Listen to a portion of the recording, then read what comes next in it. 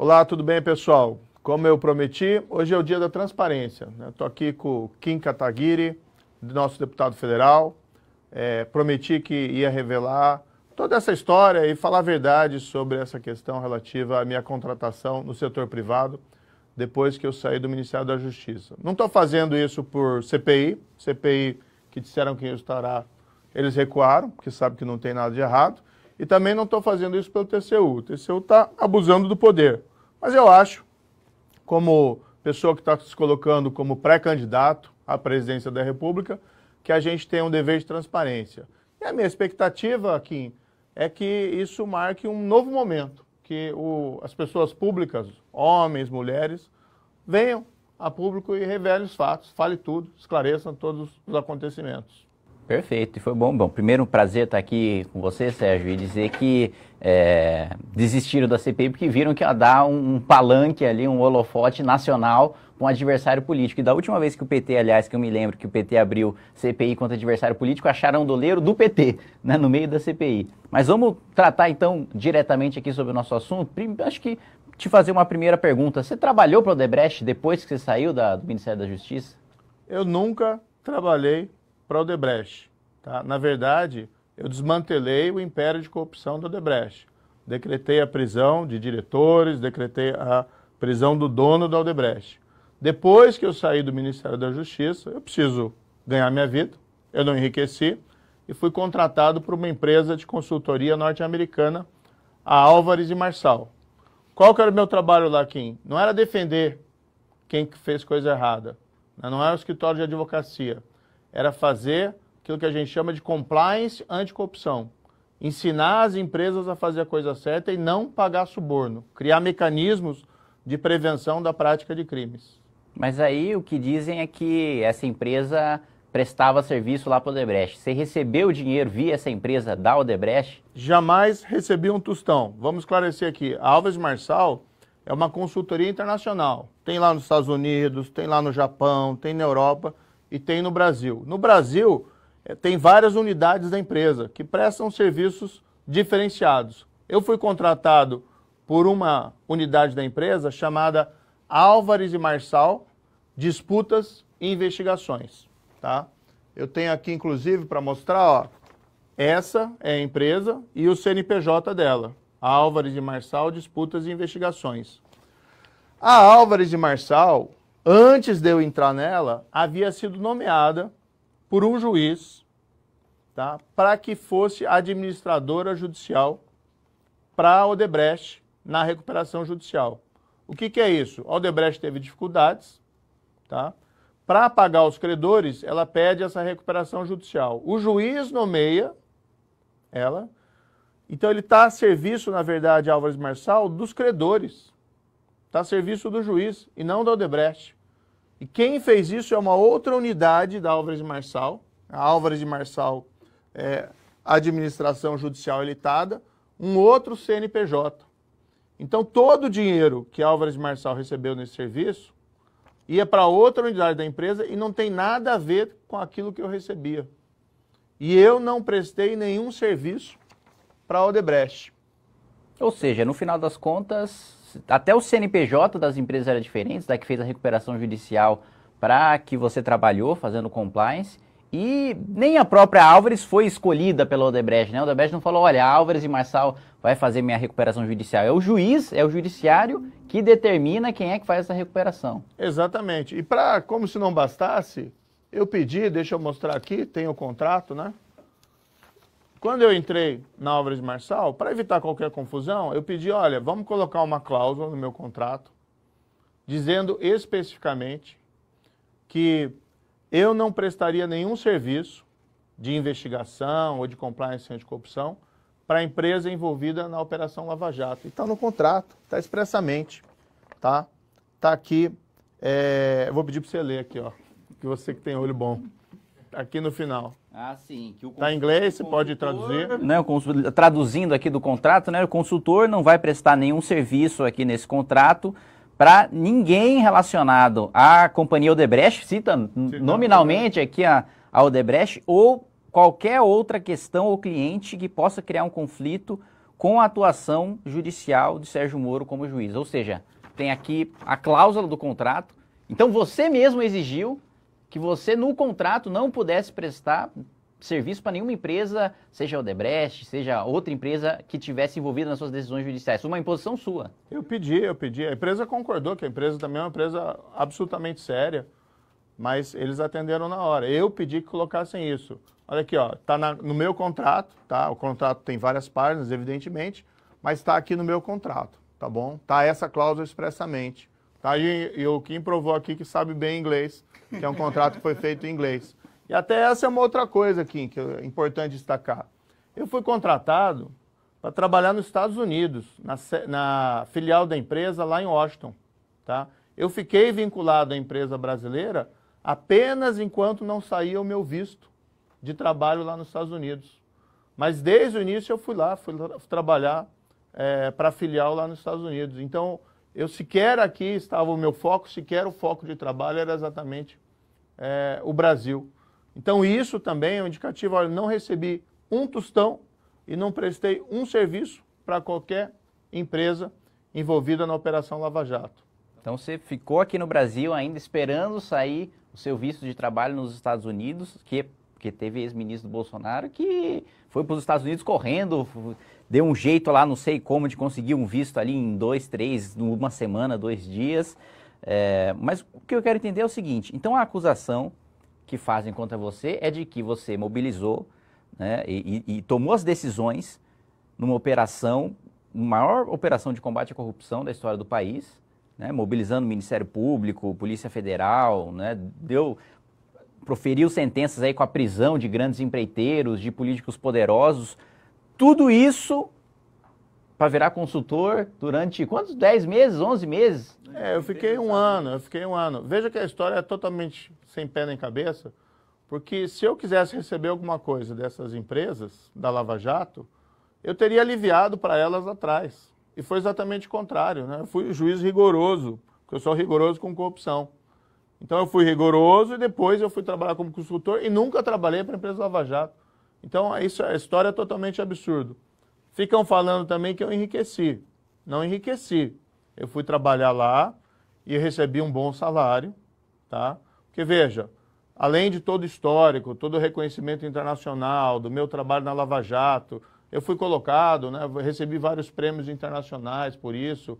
Então é normal que você tenha, com todas essas qualificações, ex-ministro da Justiça, um salário bom.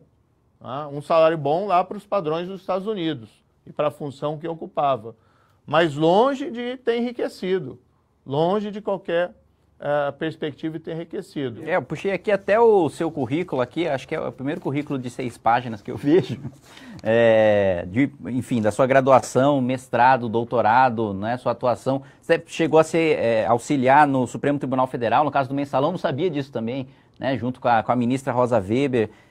Enfim, tem uma experiência vasta aqui, mas agora acho que o que todo mundo está especulando aí, e que eu já escutei lá em Brasília, né, do pessoal que iria abrir CPI, Kim, o Moro ganhou 30, 40 milhões de reais, né? Então agora, acho que é o grande, né, a revelação aí dessa live. Então, no final das contas, quanto é que você recebeu, qual que era o seu salário, né, na Álvares e Marçal? Kim, eu vou revelar, mas assim, primeiro, não tem nada de errado no que eu fiz no passado, tá? Mas vamos aqui ser transparentes. Mas eu espero que a gente esteja inaugurando uma nova era de transparência das pessoas públicas. Que se tem, então, um questionamento, que as pessoas vão a público lá e revelem todos os fatos. Tá? Porque a CPI foi enterrada, eu não precisava revelar, e esse processo do TCU, né, do ministro lá, do procurador, é um abuso, porque o TCU serve para investigar o quê? Governo, administração pública, e não investigar contrato entre uma pessoa privada, que é o meu caso depois que eu deixei o Ministério da Justiça, e uma outra empresa privada. E ainda mais um contrato feito lá no exterior. Mas tudo bem, eu vou revelar. Espero que outros façam a mesma coisa. Tá? O que foi combinado, que eu receberia um salário nos Estados Unidos, tá, de $45 mil por mês, que era exatamente o que eu recebia. Eu tenho aqui um recibo, né? Lá vou fazer só um esclarecimento que o pagamento era quinzenal, tá? Então está aqui o que eu recebia, né? Tem aqui o recibo, tem aqui também do outro lado, tá? Somando, considerando todos os descontos de impostos, de pagamentos que você fazia e tal, no fundo dava metade, dava mais ou menos uns 24 mil dólares por mês. Porque o imposto lá nos Estados Unidos é bastante caro também. Então, basicamente era isso. 45 mil dólares por mês. Eu recebi parte disso aqui em reais, no Brasil, enquanto eu não estava lá ainda já com visto de trabalho nos Estados Unidos. E depois passei a receber aqui, lá nos Estados Unidos diretamente. Tá? Então está o recibo aqui. Tá? Tudo bonitinho. Veja que tudo declarado com recolhimento de imposto. Tá? Lá para os Estados Unidos, evidentemente. No Brasil, eu recebi da mesma forma os pagamentos, tudo documentado, com o pagamento do imposto aqui. Tá? No Brasil, havia a conversão, então, em reais, e os pagamentos foram feitos, né, para a minha empresa. Eu abri uma empresa, tá? Moro Consultoria, e tudo isso foi pago, declarado, CNPJ, tudo bonitinho, tudo documentado. Né? Não existe isso, nada foi feito escondido, tudo foi feito com muita clareza. Tá? Então está aqui esse documento, tá bom? Então, 24 mil dólares líquidos, isso aí, o Weintraub foi trabalhar no Banco Mundial indicado pelo Bolsonaro aqui, fugindo da justiça para ganhar mais e trabalhar menos, né? Isso ele está fazendo algum trabalho lá. Então, você chega com um salário comum de um executivo e foi feita uma CPI, parece que teve também uma representação, né, no Ministério Público, o Ministério Público já arquivou. Então, mobilizaram toda uma máquina de justiça porque você fez um contrato privado para receber um salário líquido de 24 mil dólares e desvendar só a título de comparação, assim, quanto você teve de devolução, sei lá, de um diretor da Petrobras em escândalo de corrupção? Teve um diretor da Petrobras que devolveu 100 milhões de dólares em suborno que ele recebeu por 10 anos. No fundo, o que acontece aqui? Como não tenho o que dizer do meu trabalho como juiz, como não tenho o que dizer do meu trabalho com o Ministério da Justiça, o pessoal fica inventando mentira. O que acontece é que eu saí, né, tenho um currículo, você mesmo viu aí, com todos esses reconhecimentos internacionais, fui trabalhar, o salário realmente era bom, mas muito distante, por exemplo, de um CEO de uma dessas gigantes empresas que ganham muito mais. Fui contratado lá para receber esse salário, que é um excelente salário, a gente não pode negar isso. Tá? E também tinha um bônus, tá? Eu recebi um bônus de contratação, que é muito comum nisso, tá? Que era de 150 mil dólares. Também recebi isso, tudo declarado, tudo bonitinho, tudo certinho. Tá? Vou te mostrar aqui, ó. Dá uma olhada. Você que tem olho bom aqui, um é o do bônus e outro é do salário. O do maior é do bônus. E desse bônus parece que do bônus esse aqui é o do bônus, esse aqui é do salário. Tá, então do bônus, né? Recebi isso aqui, ó, em nota fiscal, tudo bonitinho, tá? Aqui. Perfeito. Tudo declaradinho, tudo bonitinho. Tá? E veja, eu vou declarar esse ano ainda o imposto de renda, tá? Isso aqui já foi declarado, mas eu vou declarar no meu imposto de renda. Vou declarar tudo que eu recebi nos Estados Unidos aqui no Brasil, porque eu tenho que pagar imposto sobre isso aqui no Brasil também. Então você ainda vai mandar um pouquinho de dinheiro pro caixa do Bolsonaro. Pois é. E depois, ainda no final, eu tive que devolver parte do bônus, porque eu encerrei meu contrato um pouco antes do tempo e convencionei de devolver parte desse dinheiro para a empresa. Devolvi ali cerca de 67 mil reais em outubro de 2021. Né? Estava bem nos Estados Unidos, estava tranquilo, mas assim, a gente não pode deixar esse país na mão de Lula e Bolsonaro. Né? A gente tem que fazer algo diferente. E preferi voltar para o Brasil para encarar essa luta, entendeu? Não esperava, né? Ou talvez esperasse, tantas e tantas mentiras, tantas e tantas inverdades. Você mesmo falou ontem, o Ministério Público já arquivou uma representação que foi feita por um deputado do PT, né? Engraçado, né, que muitas dessas pessoas que ficaram me acusando e falando de CPI e tal, é o pessoal que está na lista de pagamento de suborno dessas empreiteiras. né, na lista lá de codinomes, por exemplo, da Odebrecht. E ficam falando alguma coisa. Como você vê aqui, meu contrato proibia que eu trabalhasse para a empresa envolvida na Lava Jato. A empresa que eu me vinculei formalmente aqui no Brasil não é a mesma que prestou os serviços lá na recuperação judicial. Mesmo na recuperação judicial, a empresa não fez nada de errado, porque estava trabalhando lá para os credores, estava trabalhando para o juiz. E a gente vê aqui tudo, né? Tudo transparente, tudo documentado, tudo direitinho. E você ainda então devolveu uma parte do seu bônus. Peraí, calma, deixa eu entender então a lógica por trás de tudo isso. Então você teve todas essas decisões de repercussão internacional, né, no âmbito da Operação Lava Jato, bilhões de reais aí desvendados em esquemas de corrupção, um diretor só devolvendo 100 milhões, 200 milhões de dólares. Tudo isso para você chegar a firmar o contrato lá com a Álvares e Marçal e nem ficar com todo o bônus.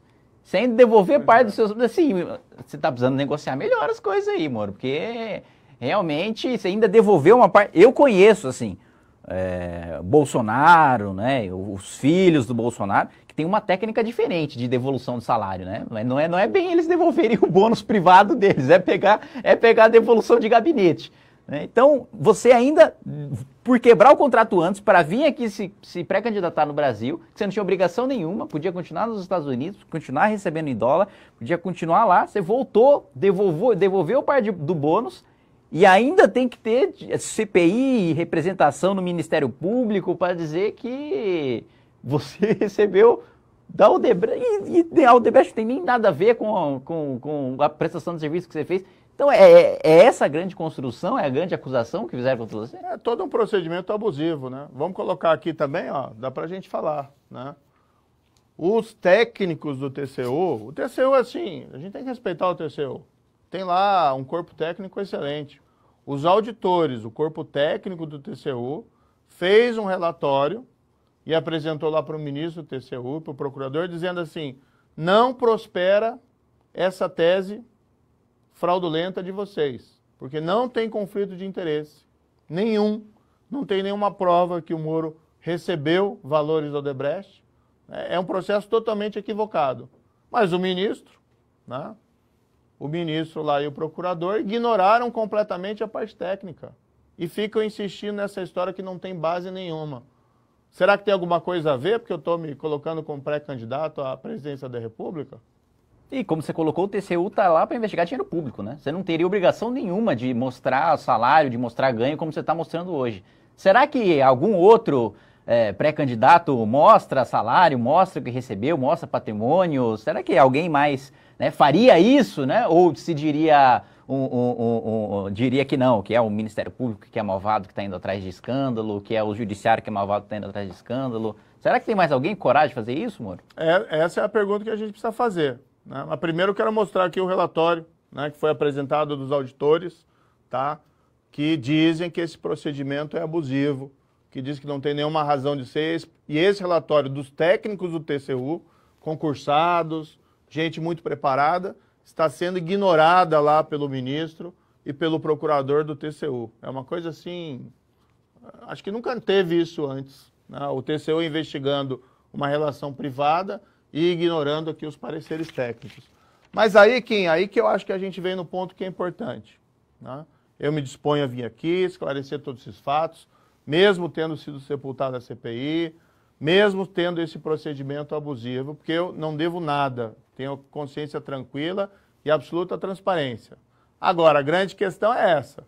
Vamos ver quem faz a mesma coisa. Vamos ver, por exemplo, você já quis saber lá quanto que o Lula recebeu de palestras das empresas envolvidas no Lava Jato, inclusive da Odebrecht? Eu queria ver uma gravação de uma palestra do Lula, né? Pra ver o que é que ele tanto fala que vale tanto. Mas assim, eu acho que ele devia esclarecer isso.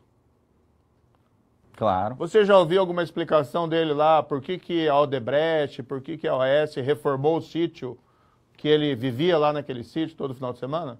Por que o sítio que não era dele tinha um quadro gigante com a cara dele no meio do sítio? Aquele sítio dos pedalinhos lá, com o nome dos netos dele. Eu acho que deveria ter um esclarecimento, né? Todo mundo abria as contas, já que eu estou me dispondo a abrir as contas, e o Lula podia esclarecer as palestras, as reformas lá do sítio, as reformas lá do triplex feito pela OAS. Vamos ser transparentes, vamos ser todo mundo transparente. Você tem curiosidade de alguma outra coisa em relação a essas pessoas públicas? O seu Bolsonaro, talvez, o que ele poderia abrir para a gente? Acho que o Bolsonaro, a gente podia dar uma sugestão para ele podia abrir as contas lá do gabinete parlamentar dele, do filho dele, né, do Queiroz. Olha, eu acho que para comprar uma mansão de 6 milhões de reais lá em Brasília, precisaria... Eu acho que algum filho do Bolsonaro trabalhou uns 10 anos lá na Álvares e Marçal, viu? Porque para comprar uma mansão de 6 milhões de reais, assim, rápido, Você comprou uma mansão de 6 milhões também? Não. Porque um ano de salário não dá. Eu vivo em apartamento alugado, sabe? Ó. Pois é, você vê. E lá nos Estados Unidos tive que alugar também um lugar para morar, né? Não tem essa possibilidade de comprar, assim, em dinheiro, né? Em espécie lá, uma mansão no Paranoá. Você tem esse dinheiro? Não tenho. Poxa vida, talvez esteja fazendo uma coisa errada como deputado. Coitado, eu ainda divido com 2 assessores o apartamento lá no canto. Divide o salário dele com vocês? Não. A tal da rachadinha? Ixi, lá, eu ainda pago conta dele. Então a proposta é a seguinte, né? Vamos então fazer aqui um desafio. Eu vim aqui abrir minhas contas, absolutamente transparente. Vamos ver se o Bolsonaro abre lá as contas da rachadinha dos gabinetes parlamentares, dele, das pessoas ligadas a ele. Vamos ouvir esclarecimentos sobre aqueles cheques, que não são da primeira-dama. É para ele mesmo. Abrir as contas da Michelle também, né? Porque não tem nada a esconder. Não, acho que ali a questão da esposa, isso é coisa dele. Não é dele, hoje não era para ele, né? Vamos abrir essas contas, vamos revelar todas essas informações, quem rachou dinheiro lá dentro dos gabinetes da família Bolsonaro. Vamos ser transparentes, vamos lá esperar que abram também, esclareçam como é que foi paga aquela mansão, como é que foi obtido lá os recursos para comprar aquela mansão. Vamos ter contas abertas para todo mundo. E do Lula, vamos fazer também o mesmo desafio.